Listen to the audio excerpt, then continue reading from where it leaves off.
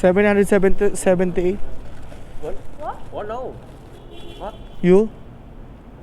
Đúng rồi. Ủa sao vô đấy? Đúng rồi, bên ngoài sẵn đấy.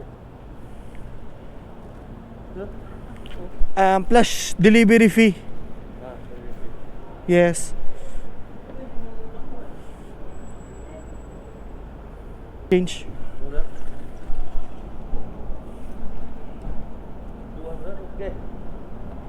200, okay. Thank you.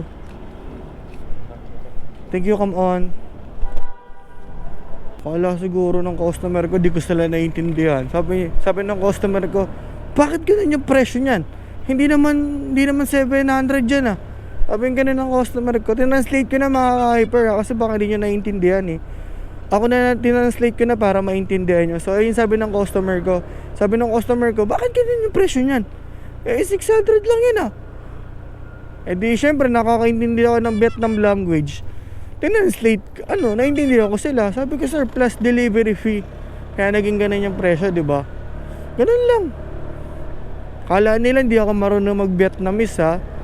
Naku, marunong ako niyan, pinag-aralan ko na yan eh.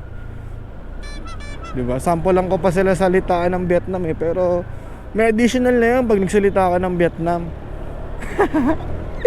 English lang. English walang additional pero magsalita tayo ng Vietnam, may additional na yun. Gulat sila sir, kala nila di ko sila maiintindihan eh.